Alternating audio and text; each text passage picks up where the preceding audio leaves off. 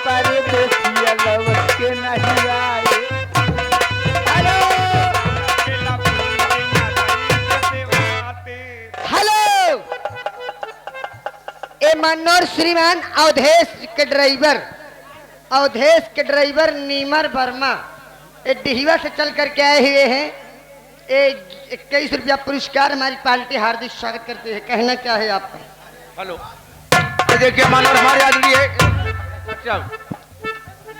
ये हमारे मानवर गुलाब बैंड पार्टी जो कि रानीगंज कैथौला तहसील लालगंज जिला प्रतापगढ़ नक्काची साहब भी वो भी हैं। ये उनकी तरफ से इस गीत को सुनते हुए 21 रुपये का पुरस्कार दे रहे हैं। हमारी पार्टी स्वागत अभिनंदन वंदन करती है, लेकिन उनकी फरमाइश है बिस्तर के फूल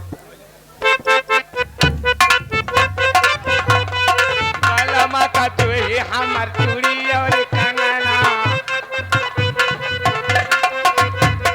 चूड़ी और कंगना सखी, चूड़ी और कंगना, और कंगना सखी, चूड़ी और माला माँ के बिना सुना लागे मुझे रहना, माँ के बिना सुना लागे। ये जाने कौने सवाती पे बाल लो भाई, सिया पारा ये लावट के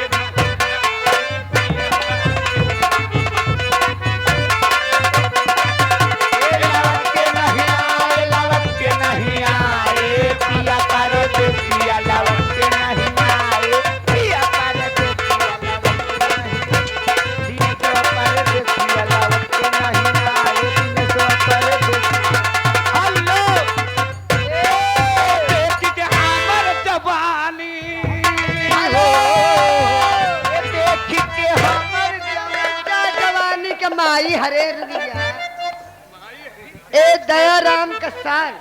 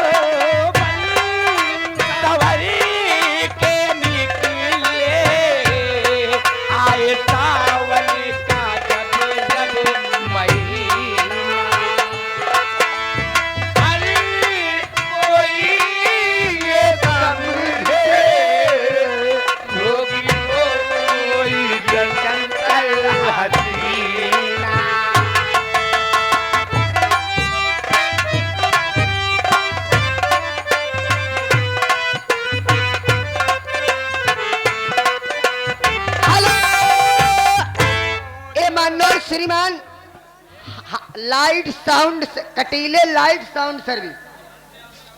लाइट साउंड सर्विस शंकरपुर चल करके आए हुए हैं। 11 रुपया पुरस्कार हमारी पार्टी हार्दिक स्वागत करते हैं। ए मनोहर श्रीमान हरकेश सहायक अध्यापक बेदर्दी साहब अमेठी से चल करके आए हुए हैं। 100 की नोट से 51 रुपया पुरस्कार हमारे सबके बहुत बड़े मित्र हैं। हमारी पार्टी हार्दिक स्वागत कहने का आगे मानवर चल समय आदरणीय हमारे घर मालिक केला वाले प्रधान जी भैया एक घर मालिक की तरफ से 21 रुपए का पुरस्कार है। वैसे घर मालिक सब 100 रुपया देता, तू 21 रुपया देता, ठीक नहीं करता।